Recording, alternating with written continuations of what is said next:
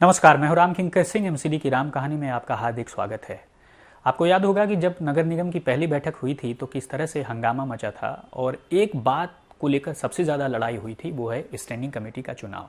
22 और 25 फरवरी के आसपास जब स्टैंडिंग कमेटी का 25 फरवरी के आसपास जब स्टैंडिंग कमेटी का चुनाव हुआ तो ये पूरा मामला कोर्ट में चला गया। अब कोर्ट में, दिल्ली हाई कोर्ट में ये लंबित है।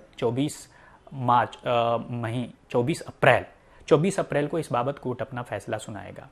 अब इसका क्या असर पड़ेगा दिल्ली की राजनीति में और खासकर नगर निगम की राजनीति में, तो समझ लीजिए कि यह बहुत बड़ा फैसला होगा कोर्ट का और यह अदालती फैसला सियासी, खासकर निगम की सियासी तस्वीर तय करेगा कि क्या 134 सीट पाकर के आम आदमी पार्टी जो है शासन कर पाती है, या फिर 104 सीटें या फिर 105 सीटों को पाकर के जो बीजेपी है वह स्टैंडिंग कमेटी में आ पाती है। और जैसा आपको पता ही है कि जब ये चुनाव स्टैंडिंग कमेटी का हुआ था, 6 मेंबर्स का चुनाव हुआ था, तो उसके बाद से मामला कोर्ट में चला गया। बीजेपी की तरफ से कमलजीत शेरावत और शिखा राय पहुंच गई अदालत में और उन्होंने कहा, और इसलिए पहुंची क्योंकि उन्होंने जो फ्रेश इलेक्शन नहीं कराए जाने के खिलाफ जो है कोर्ट में अपील की थी। कोर्ट ने सबको नोटिस किया और नोटिस करने के बाद ये पाया कि 24 अप्रैल को इस पूरे मामले को सुना जाएगा। अब सवाल यही है कि जो 6 लोगों का चुनाव हुआ था स्टैंडिंग कमेटी के मेंबर्स का, उसमें से 6 लोग कौन होते हैं। तो अगर ये चुनाव मान लिया जाए 25 फरवरी के पास से ही, वहीं से अगर कोर्ट अपना फैसला सुनाता है, मान लेते हैं, एक अनुमानित राय करते हैं कि वहां पर 25 को ही उसने माना कि 25 को जो इलेक्शन हुआ था वो वैलिड है। हालांकि फ्रेश इलेक्शन पर स्टे है, फ्रेश इलेक्शन नहीं हो सकता।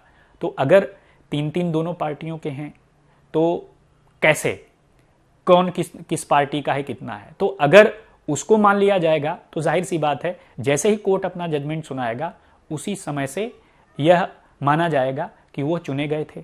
अब उसमें से अगर वो चुना हुआ मान लेते हैं तो जाहिर तौर पर एक फाइनेंशियल ईयर तो निकल गया, तो उसमें से 3 रिटायर हो जाएंगे। और नगर निगम की जब बैठक होती है, खासकर स्टैंडिंग कमेटी का जो चुनाव होता है, उसमें से जो आधे सदस्य हैं, यानी 6 में से 3 जो है वो रिटायर हो जाएंगे अगले बैठक के बाद, यानी साल भर में रिटायर हो जाएंगे। तो अगर 6 में से 3 मान लीजिए चुन भी लिए गए तो 3 कौन होंगे? क्या एक ही पार्टी के होंगे, क्या दोनों पार्टियों के होंगे, या फिर जो रिटायर होंगे वह रिटायर मान लिए जाएंगे, तो क्या फिर 3 का और अलग से चुनाव होगा।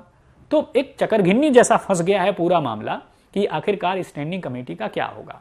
तो इसीलिए सभी लोग, खासकर आम आदमी पार्टी, बीजेपी, सबकी नज़र इस वक्त जो है कि आखिरकार स्टैंडिंग कमेटी का चुनाव कब होगा। तो इसका पूरा जवाब मिलेगा 24 अप्रैल को जब कोर्ट का फैसला आएगा, दिल्ली हाई कोर्ट का। तो क्या दिल्ली हाई कोर्ट इसमें से क्या ये होगा कि दोनों पार्टियां इस मुद्दे को विड्रॉ कर लेंगी। कुछ लोग ये भी कह रहे हैं कि जब मेयर बदल जाएंगी तो जो स्थिति है चुनाव की वो अपने आप ही खत्म हो जाएगी, पॉइंटलेस हो जाएगा, जिसको कोर्ट या अदालत की भाषा में इनफ्रक्चुअस कहते हैं।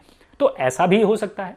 तो बहरहाल बहुत सारी चीजें हैं, लेकिन स्टैंडिंग कमेटी का चुनाव फिलहाल 24 अप्रैल के बाद ही साफ हो पाएगा कि स्टैंडिंग कमेटी का चुनाव भी अप्रैल की बैठक में होगा या नहीं होगा। और ये बहुत बड़ी सियासी तस्वीर पेश करेगा कि आखिरकार राजनीति में, निगम की राजनीति में सियासी 2 ध्रुव होंगे या फिर एक ही सत्ता पार्टी अपने तरीके से काम करेगी। तो फिलहाल बने रहिए मेरे साथ। धन्यवाद।